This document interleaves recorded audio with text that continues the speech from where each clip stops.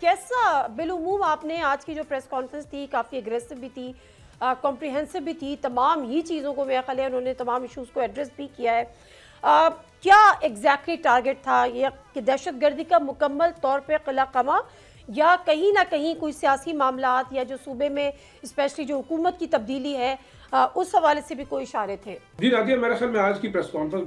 बड़ी इंपॉर्टेंट इस लिहाज से थी। एक तो सूबे के अंदर जो लॉ एंड ऑर्डर का इशू है उसको उन्होंने लिंक किया और उनकी वजूहात पर बड़ी डिटेल से बात की, जैसे कि आपने अपने इंट्रो में भी बताया। और मेरे ख्याल में इम्पोर्टेंट चीज़ ये है कि सूबे के अंदर बढ़ती हुई दहशतगर्दी और ख़ासतौर पर क्रॉस बॉर्डर टेररिज्म, वो उनकी इस तमाम तर ब्रीफिंग का जो है मरकज़ था। और बेशक एक चीज़ बड़ी वाज़ेह तौर से बताई गई कि अब फ़ौज ने फैसला किया है कि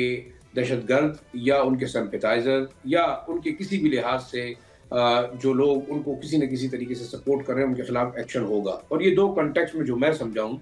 एक तो मैसेज है मकामी तौर पर जो टीटीपी के लोग, जिनको ख़ास तौर पर कबायली इलाकों के अंदर लोग शेल्टर फराम कर रहे हैं, उन्हें अपने यहाँ जो है वो मस्जिदों में, घरों में, आबादियों के अंदर उनको सपोर्ट कर रहे हैं, असला फराम कर रहे हैं या किसी तरीके से सपोर्ट कर रहे हैं, और उसके बाद ये लोग जो है वो आबादियों से निकल कर सिक्योरिटी फोर्सेस को टारगेट बना रहे हैं। तो उनके लिए बड़ा वाज़ेह मैसेज है कि या तो वो इन दहशतगर्दों की इत्ला जो है वो फौज को दें, सिक्योरिटी फोर्सेस को दें, या दूसरी ऑप्शन ये है कि वो उनसे दूर रहें। तीसरा जो मामला होगा वो ये है कि अगर कल उनकी कोई कैजुअल्टीज होंगी तो वो खुद जिम्मेदार होंगे। तो ये बड़ा वाज़ेह मैसेज है कि अब शायद जितनी शहादतें हुई हैं पिछले तकरीबन 4-5-6 दिनों के अंदर, तो